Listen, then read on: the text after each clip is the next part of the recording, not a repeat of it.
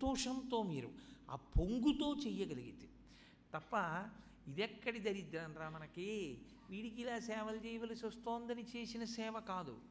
గురువుగారు స్నానానికి వెళుతుంటే, ఒక నదీ స్నానానికి వెళుతున్నాడు, చక్కగా గురువుగారి కన్నా ముందే గురువుగారు స్నానానికి వెళ్ళేటప్పుడు ఆయన ఏం చేస్తారు, గురువుగారు నదీ స్నానానికి వెళితే సంధ్యావందనం చేసుకుంటారు కాబట్టి ఆయన సంధ్యావందనానికి కావలసిన పరికరాలు పట్టుకోవడం. గురువుగారు తడిబట్టతో చెయ్యడు, పొడిబట్ట కట్టుకుంటాడు కాబట్టి గురువుగారు కట్టుకోవలసిన పొడిబట్ట పట్టుకోవడం. గురువుగారు స్నానం చేసి వచ్చి పొడిబట్ట కట్టుకున్నప్పుడు విప్పిన తడిబట్టని వెంటనే పిండి ఆరేయగలగడం. తొటకాచార్యుల వారు శంకర భగవత్పాదులకి చేశారు ఈ పరిచర్య, చేస్తేనే తొటకాష్టకం వచ్చింది, అనుగ్రహించారు శంకర భగవత్పాదులు. ఇది చేయడంలో నిత్య పరిచర్య భక్తియుక్తుండనై మీరు చాలా జాగ్రత్తగా గమనించాలి. భక్తి అన్న మాట ప్రేమకు పరాకాష్ఠయే, కానీ భక్తి అన్న స్థితిని చేరడానికి ప్రేమ పరిపక్వతని పొందాలి. పరిపక్వతని పొందని ప్రేమ భక్తిగా మారదు, భక్తి అన్న పేరుతో నటనగా ఉంటుందంతే. మీరు ఈ విషయాన్ని చాలా సమగ్రంగా పరిశీలనం చేసి ముందు సువ్యవస్థితం చేసుకోవాలి మనసులో. లేనినాడు జీవితానికి ప్రయోజనం ఏమీ ఉండదు. చిన్నపిల్లలు ఉంటారు, చిన్నపిల్లల మీద ఒక మమకారం ఉంటుంది. వాడికి మనకి అనుబంధానికి వాడు మనతో మాట్లాడేది ఉండదు, మనం వాడితో మాట్లాడేది ఉండదు. నాకు రేపు ఒక మనవడు పుట్టాడనుకోండి, నాకు ఇంకా మనవలు లేరు, మనవడు పుట్టాడనుకోండి, ఆ మనవడు ఏదో ఊయలలో పడుకుని కుయ్యో కుయ్యో అంటుంటాడు, నేను వెళ్ళి ఇచ్చి అంటే ఓ నవ్వు నవ్వుతాడు. ఏమిటి అనుబంధం నాకు వాడికి? వాడేమన్నా నాకు తువ్వాలిచ్చాడా? వాడు లేకపోతే వాడితో నేను ఏమైనా మాట్లాడానా? వాడు నాతో ఎప్పుడైనా ఏమైనా ఇద్దరం కలిసి ఒక కార్యం చేశామా? ఏమీ లేదు. వాడు నాకు చేసినది ఏమీ లేకపోయినా నేను వాడికి చేసింది కొంత ఉన్నా, వాడిని చూడగానే నాలో పెళ్ళుబుకినటువంటి ప్రేమ ఏది ఉందో దాన్ని వాత్సల్యము అంటారు. అలాగే శిష్యుల్ని చూడగానే గురువుగారి మనసు పొంగడం వాత్సల్యం. ఒక దీనుడు ఉన్నాడు అనుకోండి, ఆయన తనంత తాను ఏది చేసుకోలేడు, ఒక్క పూట కడుపు నిండా అన్నం తినలేడు.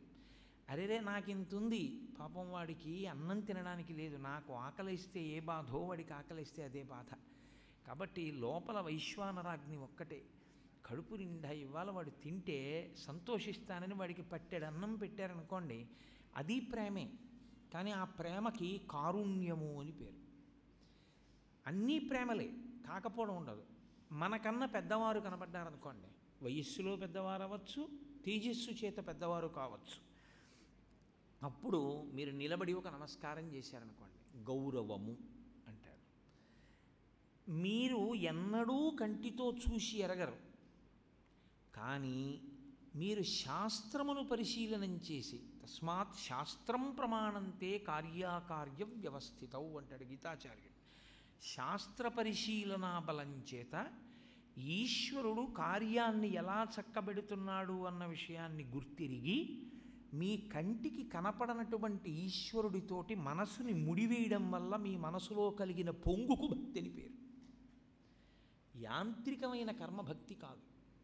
మీరు ఎన్ని తులసి దళాలు పూజ చేశారు, ఎన్ని నామాలు చెప్పారు అన్నదాన్ని భక్తిగా స్వీకరించరు శాస్త్రంలో. భక్తి అన్న మాటకు అర్థం ఏంటంటే, ఈశ్వరుణ్ణి నేను నా మాంసనేత్రంతో చూసి ఉండకపోవచ్చు, కానీ నేను నిద్ర లేవగానే నేను రాత్రి గాఢ నిద్రలో ఉన్నప్పుడు బడలిపోయిన నా ఇంద్రియాలకి మళ్ళీ శక్తి ఇచ్చినటువంటి వాడు ఆ పరమేశ్వరుడని, లేకపోతే మళ్ళీ బడలిపోయిన నా ఒంటికి శక్తి ఎక్కడొచ్చింది అని ఆయనతో అనుసంధానం చేసుకుని నేను ఆయనకి మనఃపూర్వకంగా నమస్కారం చేయడం భక్తి. నేను సూర్యోదయం అవుతుంటే సూర్యబింబాన్ని చూసి ఒక్కనాడు ఆలస్యం లేకుండా ఉదయించి లోకాన్నంతటినీ తన యొక్క తేజస్సు చేత నింపుతాడు మహానుభావుడు, ఆయనే ప్రత్యక్షమైనటువంటి పరమేశ్వరుడు అని నేను ఆయనకి నమస్కరించడం భక్తి. నేను ఉపచారం చేసేటప్పుడు నా ఎదురుగుండా లేరు, నా ఎదురుగుండా ఉంటే మీకు ఇంద్రియములతో సంబంధం వస్తుంది. నేను ఇలా కూర్చుని ఉండగా మా గురువుగారు వచ్చి కూర్చున్నారనుకోండి, అయ్యో గురువుగారు అలా కూర్చోకండి అని ఓ కుర్చీ వేసి మా గురువుగారిని కూర్చోబెట్టి వెంటనే గురువుగారు రెండు పాదములు పట్టుకుని నమస్కారం చేసి, గురువుగారు మంచినీళ్ళు తాగుతారా అని నా చేతులు కడుక్కొని కాసిన మంచినీళ్ళు తెచ్చి ఇప్పుడు గురువుగారిని చూస్తుండగా నా యందు ప్రేమ పెళ్ళుబుకింది భక్తి చేత. భక్తి అంటే అది ఆయన శక్తి చేత నేను బతుకుతున్నాను తప్ప అసలు ఆయనకి నేను జీవితంలో ఎప్పుడూ ప్రత్యుపకారము చేయగలిగిన వాడను కాను. ఏది చేసినా నేను ఆయన రుణం తీర్చుకునేవాడను కాను. నా అదృష్టం అంతే ఆయనకి ఇది చేసి పెట్టడం అన్న భావనతో నేను ఆయనకి చేశాననుకోండి, నా కంటికి కనపడుతున్నారు, ఆయన కనపడుతున్నారు కాబట్టి నా మనసు పొంగడానికి అవకాశం ఉంది. ఈశ్వరుడు అలా కాదు, మీ కంటికి ఏం కనపడడం. నేను పూజామందిరంలోకి వెళ్ళి కూర్చున్నాను అనుకోండి, అలా శృంగేరిలో ఉండేటటువంటి గణపతి, ఆ పక్కన శారదాంబ, ఆ పక్కన జగద్గురు భారతీ తీర్థస్వామి వారు, ఎదురుగుండా గోవు దగ్గర త్రిభంగిగా నిలబడి రుక్మిణీ సహితుడైనటువంటి కృష్ణ పరమాత్మ ఉన్నారనుకోండి, నేనవి ఫోటోలు అనుకుంటే ఫోటోలే కాదు. శారద నా చేత అర్చన అందుకోవడానికి కూర్చుంది.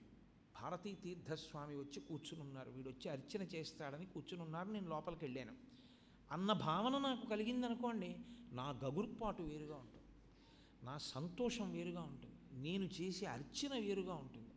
నేను వేస్తున్న తులసిదళం కృష్ణ పరమాత్మ పాదముల మీద పడుతోందన్న భావన నాకు ఉందనుకోండి, నా పొంగు వేరుగా ఉంటుంది. నాకు ఆయనతో ఉన్న అనుబంధం ఏమిటో తెలిసిందనుకోండి, నా పరవశం వేరుగా ఉంటుంది. అది భక్తి. అన్నీ ప్రేమలే, కానీ అన్నీ ప్రేమలే అయినా పరిపూర్ణంగా పరిపక్వత చెందినటువంటి ప్రేమకి భక్తి అని పేరు.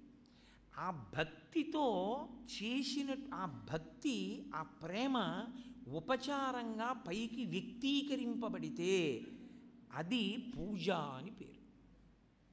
మీరు బాగా పట్టుకున్నారో లేదో మరి. ఆ పొంగును ఆగలేదు, లోపల ఆగలేదు కాబట్టి ఇప్పుడు ఆయన కాళ్ళు కడిగాను.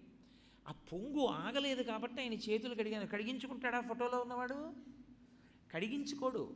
కానీ మరి ఫోటోలో ఉన్నవాడికి కాదు నేను కడుగుతున్నది, మాంసనేత్రంతో చూస్తుంటే లోపల ఉన్నటువంటి మనస్సుకి ఉన్నటువంటి నేత్రం విచ్చుకుని ఆయన కదిలిన చేతుల్ని చూసింది. కదిలిన చేతులకి కదలని నా చేతులతో, లోపల ఉన్న కదులుతున్న చేతులతో నేను ఇచ్చిన నీళ్లతో ఆయన చేయి కడుక్కున్నాడు. అది నేను ఇచ్చినటువంటి హస్తోదకం. ఆయన నేనిచ్చిన బంగారు పాత్రలో తాగిన నీరు నేనిచ్చినటువంటి ఆచమనీయం, లేకపోతే నేనిచ్చినటువంటి పానీయం. అది మాంసనేత్రమునకు చూడ్డానికి అవకాశం లేదు, ఎదురుగుండా ఉన్నదాని ఎందు కదలిక లేదు. గగుర్పాటు ఎలా వస్తుంది మరి అంటే లోపల ఉన్నది తెరుచుకుంది. ఇప్పుడు లోపల ఉన్నది ఏ కారణానికి తెరుచుకుంటుంది అంటే అసలు ఆ వస్తువుతో మీకున్న సంబంధం ఏమిటో మీకు బాగా అర్థమైతే, దాని శక్తి మీకు తెలిసి మీరు దాని యందు ఆ పొంగు కలిగి విచ్చుకున్నటువంటి ఆ ఇంద్రియములతో మీరు చేసిన ఉపచారములకు భక్తి అని, పూజ అని పేరు. ఇది నారదుడు చెప్తున్నాడు. నిత్య భక్తియుత పరిచర్యాయుక్తుండనై, నేను భక్తితో వారికి పరిచర్య చేశాను. పరిచర్య అంటే తర్వాత ఏం చేస్తారో ముందు తెలుసుకుని ఉండడం. తర్వాత ఏం చేస్తారో ముందు తెలియాలంటే అసలు మీరు ఆయనతో ఒకరోజు పరిశీలన చేయవలసి ఉంటుంది. ఆయన ఏం చేస్తారు అన్నది మీకేమీ తెలియదు అనుకోండి, మీరు ఎలా చేస్తారు పరిచర్య? మీరు చేయలేరు, మీరు చేయకూడదు కూడా, అపచారం జరుగుతున్నప్పుడు. ఎందుకనంటే ఆయన ఏం చేస్తాడో తెలియకుండా మీరు ఎలా చేస్తారు ఉపచారం? నేను గోపాలకృష్ణ గారు కలిసి ఉన్నాం అనుకోండి, నేను అడుగు తీస్తే రెండో అడుగుకి నేను ఏం చేస్తానో అది ఆయన చేసేయగలరు. ఎందుకు చేసేయగలరంటే ఈయన దీని తర్వాత ఇది చేస్తాడో ఆయనకి తెలుసు, ఖచ్చితంగా తెలుసు కాబట్టి ఇప్పుడు ఇదే చేస్తాడు కాబట్టి అది చెయ్యడానికి కావలసింది ఆయన సిద్ధం చేసేయగలరు. అంటే ముందు నన్ను పరిశీలించడం రావాలి. నన్ను పరిశీలించడం రావాలంటే నాతో ఉండాలి కదా. అది అసలు ముందు పరిశీలించాలంటే చేయడం కోసం పరిశీలించాలి. అయ్యా రేపు ఆయనకి చేసి పెట్టాలి కాబట్టి ఆయన ఇవాళ ఏం చేస్తున్నారో బాగా పసిగట్టాలి మనం. అసలు ఆ చూడడంలో కూడా చెయ్యడం కోసం చూడడం, అది ప్రకటనమైన భక్తి. ఇప్పుడు ఇలా ఉండాలని కోరుకుంటారు. కాబట్టి అలాగే ఉండేటట్టు చూస్తాను తప్ప ఇంకోలా ఉండేటట్టు చూడను. ఇది అపచారంబులు మాని చేయడం.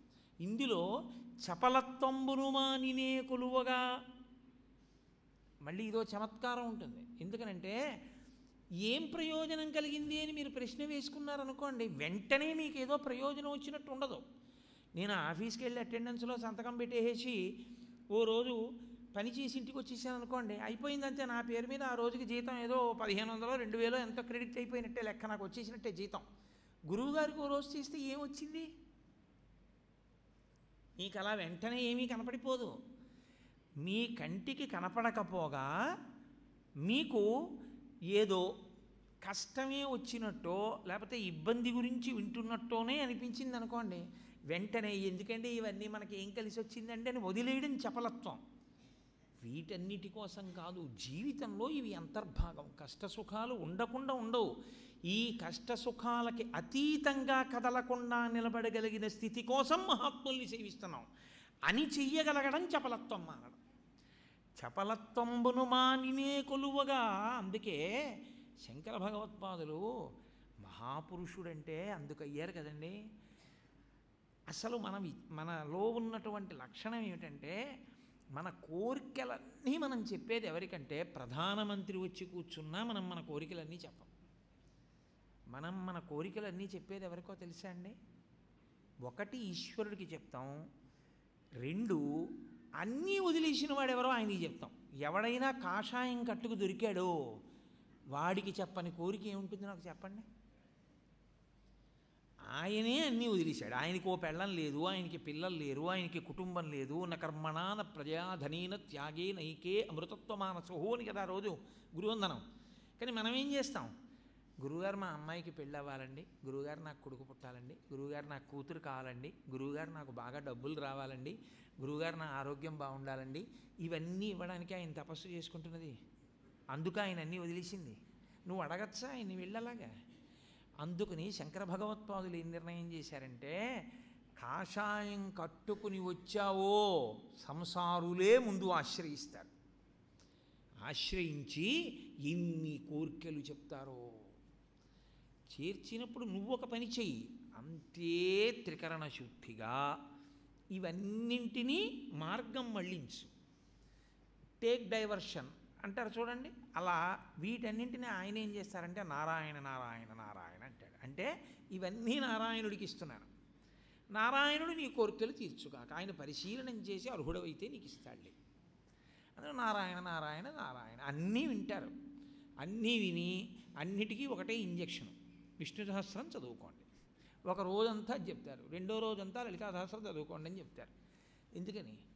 ఈశ్వరుణ్ణి పట్టుకుంటే తీరాలని. కానీ కోరిక, మీ కోరికలందరినీ తీర్చుకుంటూ కూర్చుంటే నాకాషాయం ఎందుకు, నాకో పెద్ద సంసారం ప్రారంభమైనట్టు అవుతుంది. కాబట్టి చపలత్వంబును మాని అన్న మాటని జాగ్రత్తగా అర్థం చేసుకోవాలి. ద్వంద్వాతీత స్థితి కొరకు మాత్రమే ఆశ్రయించుట. చపలత్వం ఎందుకు వస్తుందండి? ఎందుకు వచ్చేస్తుంది? ఇవాళ బాగున్నవాడు రేపు పొద్దున ఆ పనికి మాలినవాడండి అని ఎందుకంటారు మీరు? అంటే మీకేదో కోరిక తీరలేదనుకోండి, ఆయన తీర్చలేదని మీకు అనుమానం వస్తుంది. ఏమన్నా శక్తి ఉంటే మరి నాకు తీర్చాలి కదండి, మరి చేయలేదు కదా అంటారు. అందుకు ఆయన కట్టుకున్నదన్న జ్ఞానం వచ్చిందనుకోండి, అన్నిటి యందు సమానంగా ఉండగలిగినటువంటి స్థితి రావడానికి వారిని సేవించాలి. అంటే చపలత్వంబును మానినే కొలువగా సంతుష్టులయ్యారు, దీనికి సంతుష్టులయ్యారు. మహాత్ములతో ప్రవర్తించవలసినటువంటి విధానాన్ని మనకి ఒక్క పద్యంలో చెప్పారు నారదుడు పోతన గారి ద్వారా. అది పోతన గారంటే.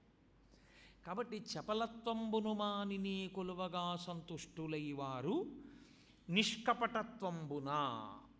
ఈ పిల్లాడికి చెప్తున్నాం, ఎవరో దాశీపుత్రుడికి చెప్తున్నాం అని ఏదో కాపట్యంతో ఏమీ చెప్పకపోతే బాగుండదని, అయ్యో గురువుగారు నాకు నేర్పరా అండి, గురువుగారు నాకు ఆ భక్తి జ్ఞానాలు నేర్పరా అండి అంటే కాపట్యంతో ఏదో చెప్పినట్టుగా చెప్పేయడం కాదు. నిష్కపటత్వంబున అంటే వాళ్ళ మనస్సులు కూడా అంత మల్లె పువ్వు లాంటివి తప్ప వాళ్ళు కపటులు కారు. వాళ్ళు నిష్కపటత్వంబున దీనవత్సలతతో, నేను దీనుడను,